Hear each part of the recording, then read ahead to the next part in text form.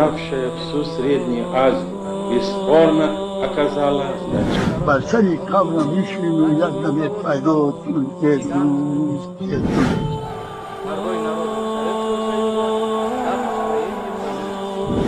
дам в пеше, Культурное развитие Востока и всего человечества. Правительству Советского Союза стоят большие и ответственные задачи.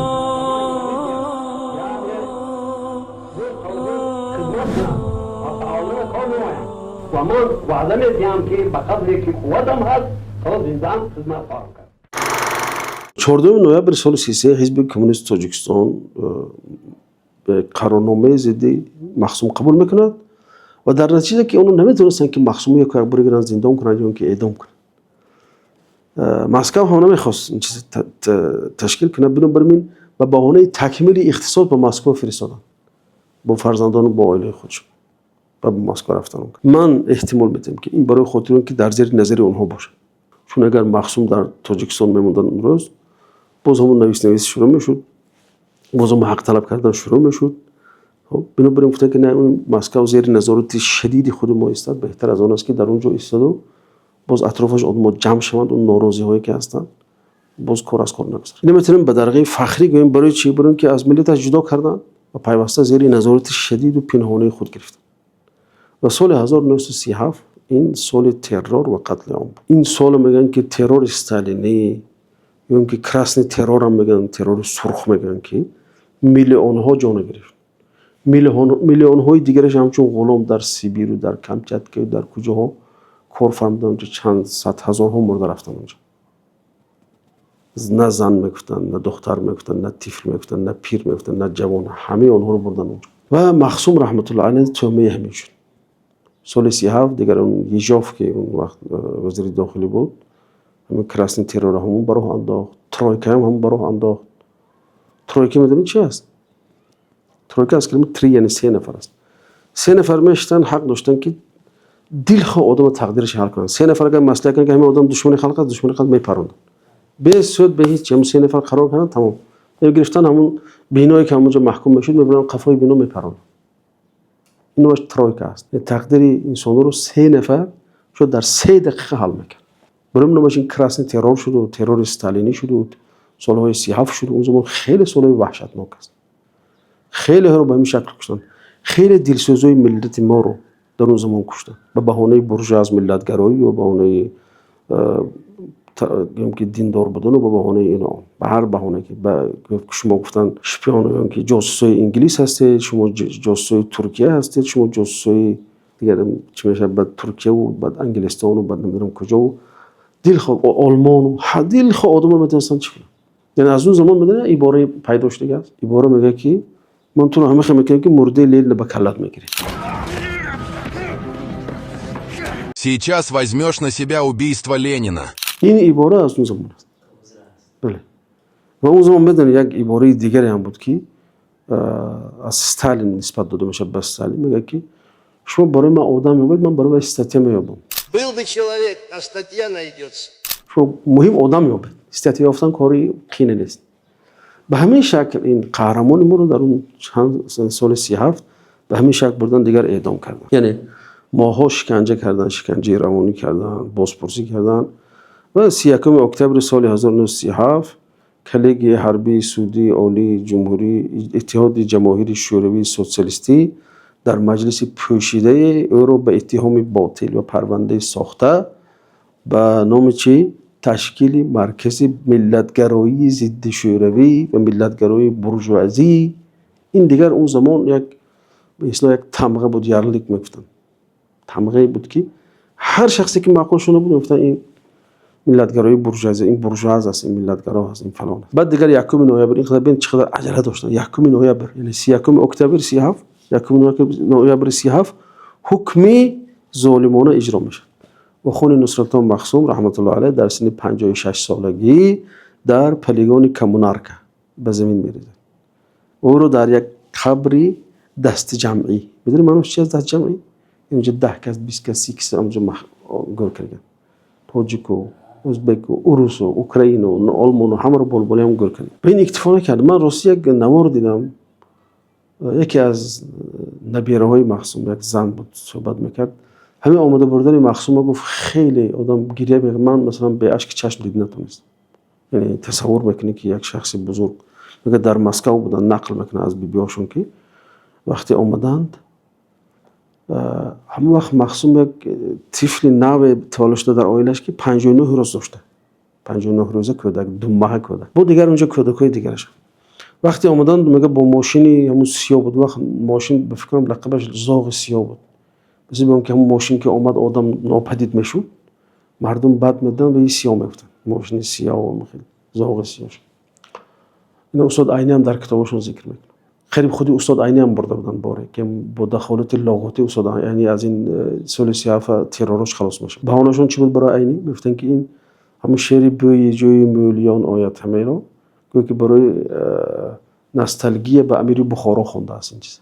یعنی دلش میخواد که امیر بخارا بازگردد. همین استفاده بردن همین چیزی بیت میگم که رودکی رو که استاد آوردن خصوصا استاد عینی هم به همین شکل نابود کنه.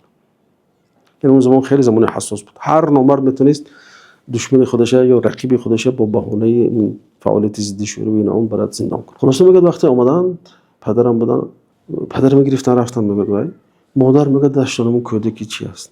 میگه اینو من چیکار کنم این کودکی 2 ماه است معصوم. گفت نه خدا خود خوب میشد من میرم میبرم باز میگردم پرونه کنم. یکی از اون آخرین سخنایی که معصوم برای زنشون حلیمه خان گفته بود. بعد میگه این ما دیگه گریان و سرسان و ماندم میگه من مادرم هم کودکی خورده با یک برادر دیگر. این مردم به این اکتفا نمیکنن ببین چقدر این سیستمی ظالم بود. گرفتن حلیمه خان زنی معصومه گرفتن و پس از بازپرسی و بازم شکنجه و این اون واهمه و حبس و اون گرفتن در مدتی دور و دراز با اردوگاه‌های مرگ همون لاگرها بردن لاگرهای گولاگ زنه تصور زنی که در دستش کودکی چی داره 2 ماه داشت. تنها بعد از دیگر نوشتن و نویس و این اون سال 1944 آزاد شدن. یعنی تقریبا 11 سال زن در لاگرهای استالینی به سر برد. زنی تاجیک تصور فقط گناهش چی بود که زنی دشمن خلق به اصطلاح یا زنی برجواز ملتگرا بود. حالا که خیلی نبود مقصود نمی اصلا خوشم تهمت میبافن پرونده میسوزن باز با هم پرونده میرن زن و بچه اونا رو اذیت میکنن. از این با بدترش تصور کن کودکای معصومه گرفتن در یتیمخانه ها تقسیم کردن. این هم نشان میده که چقدر یعنی که به شخصی که ملت دوست بود و ملت پرور بود کی نداشتن که کودکاشو به یتیمخانه تقسیم کرد تا کودک فراموش کنه که فرزند کی است. و با همین یک نمود اشاره به آینده ها یا اون حکومتدارایی که آینده در زمان شوروی بودن اونها رو می‌خواستن که اینکه اگر تو هم مثل همین طلب کنی و تی هم خودت چکنی زن بچه‌ت به همین حال گرفتار میشه. اینو بسیارتر می‌خواستن که معصوم عبرت برای عبرت گیرنده ها کنن. بنابراین بچه‌هاش همیشه تقسیم کردن طرفدار. یعنی تصور کن پسر 7 سالش مثلا میبرن در یتیمخانه سرما و دختر کرانوش خاصیت میبرن در یک یتیمخانه روستا یک دیه بدون دیه رسید چخیل است در یک دیه میبرن در یتیمخانه میپرتن که اونجا نه یک از تاجیک خبر است نه از مسلمان خبر است. فقط برای خاطر که اینا خودشون فراموش کنن که بدانشون پدرش فراموش کنن مادرش فراموش کنن دینش فراموش کنن ملتش فراموش کنن زبانش فراموش کنن. این از جنایت اونها. برای باید که معصوم و یعنی که همنشینای معصوم باید قدردانی شون که اینقدر جان برکف بین معصوم میدونست که زن و بچه‌اش به همون گرفتار میشه لیکن برای ملت برآمد برای ملت خودش تلاش کرد خدا رحمت کنه. الحمدلله این شاید اخلاص معصوم رحمت الله علیه است که اینقدر ظلم گوش نشنید خودشو بردن اعدام کردن زنش رو به گولاگ فرستادن کودکاش در یک چند یتیمخانه تقسیم کرد که این عائله تمام پراکنده شد نام و نشانی از اونها نموند لیکن چیز باز گم نشدن اونها. یعنی با یاری خویشاوندانشون نزدیکانشون کودکاشون دوباره به وطن برگردانده شدن و اکثر اونها با مقام والای علمی رسیدگی است فرزنداش. میبینیم که من اکبر معصوم فرزند ایشون تولد سال 28 است یعنی که 5 ساله بود وقتی پدرش محکم میکنه. سال 2001 وفات کرده است. دکتر علم‌های کشاورزی است. اکادمی علم‌های جمهوری شوروی سوسیالیستی تاجیکستان است. و وزیر کشاورزی هم شده از یک زمانه در تاجیکستان. و در رشد زراعت کشور خیلی سهم بی‌نظیر دارد. برکات این مرد است. پسر دیگرش مظفر مخصوموف دکتر علم‌های فیزیک و متماتیک شده است و سالها در انستیتوت استروفیزیک درس داده است و راهبری هم کرده است. دخترش خاصیت نیست به عنوان معلمه خدمت نشانده تاجیکستان مشرف شده است. همه اونا دیگه اهل علم شدن و برکت پدر. یکی دیگه از خویشای همون مولا اشونجان است که همون برادرش پدری که نصرت الله مقسوم لطف‌الله هست، برادر لطف‌الله عارف است که برای نصرت الله مقسوم عمک میشه. هم عارف پسرشون همین نسل همین عارف یکی از مولا اشونجان است که در درسخانه‌های زیاد داشتن، طلبه‌های زیاد داشتن، در نشر علم شرعی خیلی خدمت کردن. که دلله برام که این عائله عریق است، عائله اصیل است، نجیب زاده است و تا حال فرزندان اونها در خدمت دین هستند. یکی دیگه می‌دونید از این جالب تر چی است؟ یکی از دخترای مخصوم و یکی از ملاهای شهر ریگر، ملاهای مشهور شهر ریگر ازدواج کرده و همسری است. و تا میگن که مخصوم این از ما روایتایی که از ملا اشونجان مونده است. مخصوم همون زمان وقتی که دیدن که وضعیت بی‌ضابطه است و نسبت دین و دینداری دیگه دشمنی شروع شد، میگفتن که همون ملاهایی که در غرب بودن، در مناطق اینجا بودن، میگفتن که هی مردم برای از اینجا دور شوه، شهرهای بزرگ روه که شما رو اینجا اونا نمیگذارن، به حال خودتان بره، بخش چرا باید در وادی بخش روید کار کنید، در حصار روید اونجا روید، لیکن در اینجا نیستین.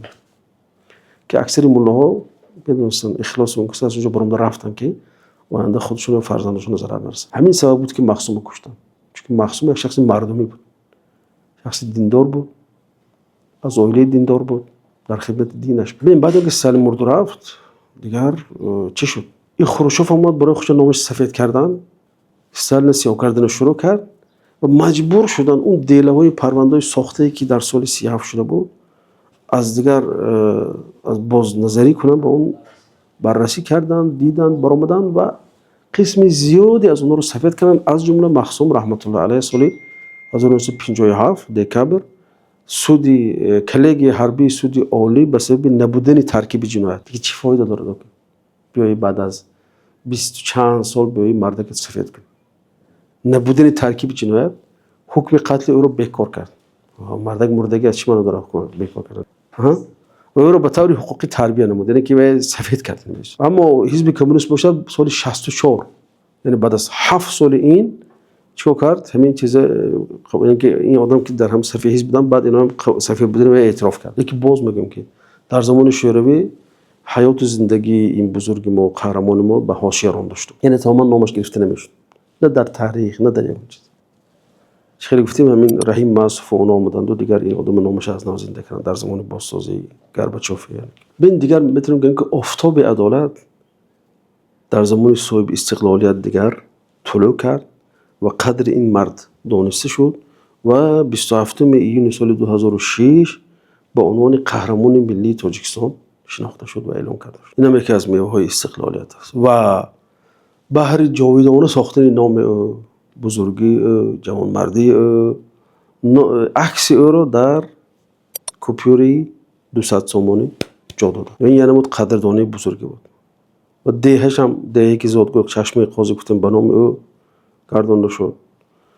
و اخیراً من مهمه سالی گذشته یعنی مشتی از خاک او را آوردن، مشتی از خاک همون برادرایی که با او در اونجا کشته شده بودن یا اعدام کرده شدن یا شهید شده بودن انیخترش، همه اونها را آوردن در وطن دفن کردن که این خیلی یک چیزی بزرگ است. در حقیقت یعنی خودی همون جنازه خوندن برای من خیلی تاثیر آور بود، چون ببینید خداوند که حقیقت در دیرم باشد دیر یا زود با حقیقت به جای خودش باز میگردونه. مخصوم رحمت الله علیه برای این ملت شهید شد، برای دین خودش، برای وطن خودش شهید شد و اخیراً هم جنازش خونده شد برای احقاق حق، برای اینکه عدالت برقرار شود.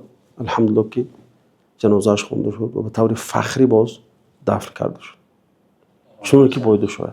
خدا راضی باشد از او، خدا رحمت کند، خدا مغفرت کند مخصوم. ببینید امروز یک ملا بچه‌ای که از غرب برآمد، از مدرسه دینی برآمد، رئیس دولت شد و لقمه خودش از دهان اون گرگ یا خرس کشیده گرفت و دولت خودش تشکیل کرد، دولت ملی خودش تشکیل کرد.